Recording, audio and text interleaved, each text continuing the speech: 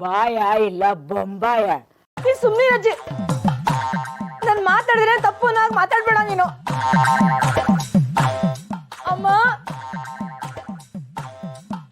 ಅಮ್ಮ. ಏನಾಯ್ತು ಮಂಗಳ, ಯಾಕೆ ಅಳ್ತಾ ಇದ್ಯಾ? ಏನಾಯ್ತು ಅಂತ ನನಗೆ ಎಷ್ಟು ಕಷ್ಟ ಆಗಿದೆ ಗೊತ್ತಾ? ನೀನ್ ಬಿಡು, ನಿನ್ ಮುದ್ದಿನ ಮಗಳು ಮನೆಗೆ ಹೋಗಿ ಆರಾಮಾಗಿ ಇದ್ಬಿಟ್ಟು ಬಂದೆ ಅಲ್ವಾ? ನನಗೊಂದು ಫೋನ್ ಮಾಡಿದ್ಯಾ?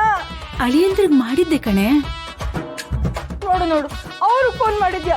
ಈ ಬಡಪಾಯಿ ಮಗಳಿಗೊಂದು ಫೋನ್ ಮಾಡ್ಬೇಕು ಅಂತ ಅನ್ನಿಸ್ಲಿಲ್ವಾ? ನನ್ಗೆ ಎಷ್ಟು ಪ್ರಾಬ್ಲಮ್ ಆಯ್ತು ಗೊತ್ತಾ? ಏನಾಯ್ತು ಮಂಗಳ? ಅದು ನಾವು ದೊಡ್ಡವ್ರು ಏನೋ ಮಾತಾಡ್ಕೋತೀವಿ, ನೀವೇನ್ರಿ ಮಾಡ್ತಿದ್ದೀರಾ? ಇನ್ನು ಹೋಗ್ರೆ, ಹೋಗಿ ಆಟ ಆಡ್ಕೋಗಿ ಹೋಗಿ. ಏನಾಯ್ತಮ್ಮ ಮಂಗಳ? ಅಮ್ಮ ಶುರು ಮಾಡಿಬಿಟ್ಲು ನಾಟಕದ. ನಿಮ್ಮ ಮಣಿ ಅಂದ್ರು ಇತ್ತೀಚೆಗೆ ಕುಡಿಯೋದನ್ನ ಜಾಸ್ತಿ ಮಾಡ್ಬಿಟ್ಟಿದಾರಮ್ಮ.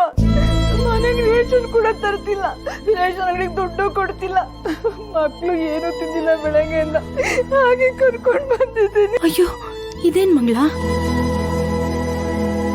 ಅಳ್ಬೇಡ ಕಣೆ, ರೇಷನ್ ಏನ್ ಬೇಕು ಅಂತ ಹೇಳು, ನಾನ್ ತಂದ್ಕೊಡ್ತೀನಿ. ಅದು ಚಿಕ್ಕದಾಗ ಒಂದು ಚೀಟಿ ಬರ್ಕೊಂಡ್ ಬಂದಿದ್ದೀನಮ್ಮ.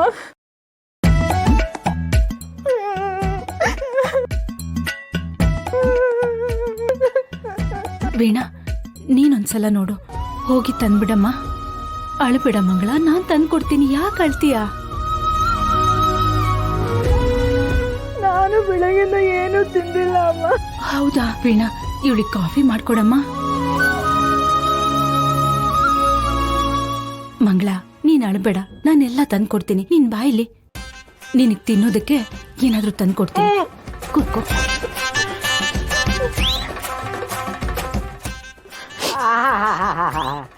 ಇಂಥವಳೊಬ್ಳು ಇದ್ಬಿಟ್ರೆ ತವ್ರ ಮನೆ ಉದ್ದಾರ, ಹೇಳಂಗೆ ಇಲ್ಲ.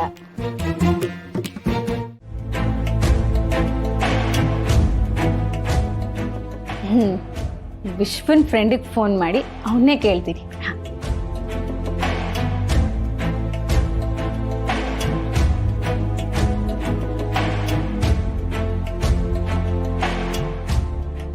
ಹಲೋ, ಏನು ತನ್ನೋರೆ ನನಗೆ ಫೋನ್ ಮಾಡಿಬಿಟ್ಟಿದ್ದೀರಾ? ನಿಮ್ಮಿಂದ ಒಂದು ಹೆಲ್ಪ್ ಆಗಬೇಕಿತ್ತು, ಅದಕ್ಕೆ ಫೋನ್ ಮಾಡಿದೆ. ಹೆಲ್ಪಾ?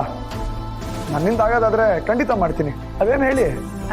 ಅದು ಶಾಂತಿ ಫೋಟೋಸ್ ಇದ್ರೆ ಕಳಿಸ್ತೀರಾ? ಅವನ್ನ ಒಂದ್ಸಲ ನೋಡಬೇಕು ಅಂತ ಅನಿಸ್ತಿದೆ.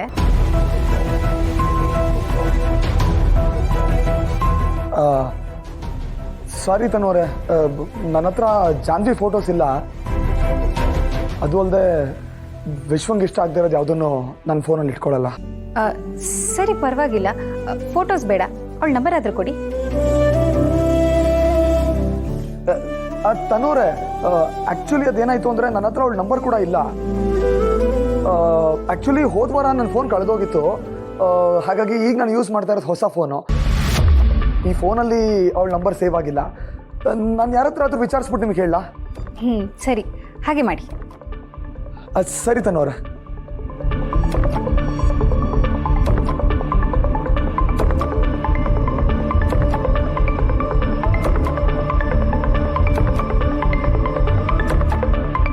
ಹಾ, ಕಾಫಿ ಆಯ್ತಾ? ಹಾ ಆಯ್ತು.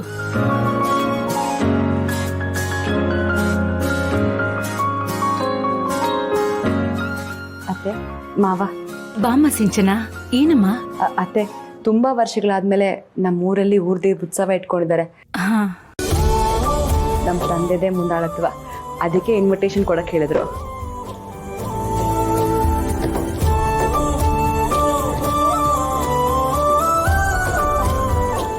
ಮಾವ, ಒಂದು ನಿಮಿಷ.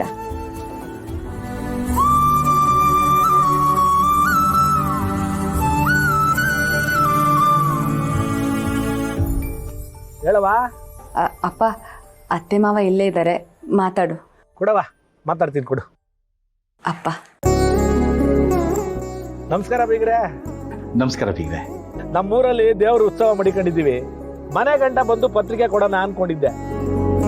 ನಿಮಗೆ ಗೊತ್ತಲ್ಲ, ಅದು ಇದು ತಲೆ ಬಿಸಿ. ಅದಕ್ಕೆ ನನ್ನ ಮಗಳ ಕೈಯಲ್ಲಿ ಕಳ್ಸಿದ್ದೀನಿ. ನೀವ್ಯಾರು ತಪ್ಪು ತಿಳ್ಕೊಳ್ದೆ ಮನೆಯವರೆಲ್ಲರೂ ಬರಬೇಕು. ಖಂಡಿತ ಬರ್ತೀವಿ ಬಿಗ್ರೆ. ನೀವಿಷ್ಟು ಹೇಳ್ತಿದ್ರ ಅಂದಮೇಲೆ ಬರ್ದೇ ಇರೋಕ್ಕಾಗತ್ತಾ? ಎಲ್ಲರೂ ಬರಬೇಕು. ನಿಮ್ಮ ಹೆಣ್ಣು ಮಕ್ಳಿಗೆ ಹೇಳಿ, ಮತ್ತೆ ನಿಮ್ಮ ಅಳಿಯಂದ್ರಿಗೆ ಹೇಳಿ, ಮತ್ತೆ ನಿಮ್ಮ ನೆಂಟರಿಷ್ಟರಿಗೆಲ್ಲ ಹೇಳಿ ಎಲ್ಲರೂ ಕರ್ಕೊಂಬನ್ನಿ. ಆಗ್ಲಿ ಬಿಗ್ರೆ, ಖಂಡಿತ ಬರ್ತೀವಿ. ನೀವು ಇಷ್ಟು ಹೇಳ್ತಾ ಇದ್ದೀರಾ, ಎಲ್ಲರನ್ನೂ ಕರ್ಕೊಂಡು ಬರ್ತೀವಿ. ವರ್ಷ ಆದ್ಮೇಲೆ ನಡೀತಾರ ಉತ್ಸವ ಇದು. ಉತ್ಸವ ಚೆನ್ನಾಗಿ ನಡೀತದೆ. ನೀವೆಲ್ಲರೂ ಅಲ್ಲೇ ಇದ್ಕೊಂಡು ದೇವ್ರ ಪೂಜೆನೆಲ್ಲ ಮುಗಿಸ್ಕೊಂಡು ಬರಬೇಕು. ನಿಮ್ಗೆಲ್ರಿಗೂ ದೇವ್ರಿಗೆ ಒಳ್ಳೇದು ಮಾಡ್ತಾನೆ. ಆಗ್ಲಿ ಬಿಗ್ರೆ, ಬರ್ತೀವಿ.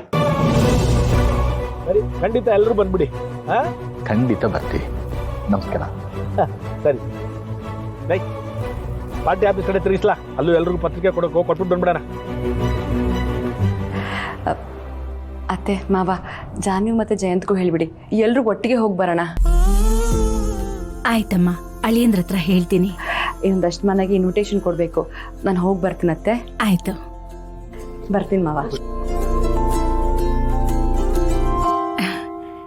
ರೀ, ಬೀಗ್ರೆ ಎಷ್ಟು ದೊಡ್ಡವರು, ನಮ್ಮನ್ನು ಕರಿಬೇಕು ಅಂತ ನೆನಪು ಮಾಡ್ಕೊಂಡ್ರಲ್ಲ.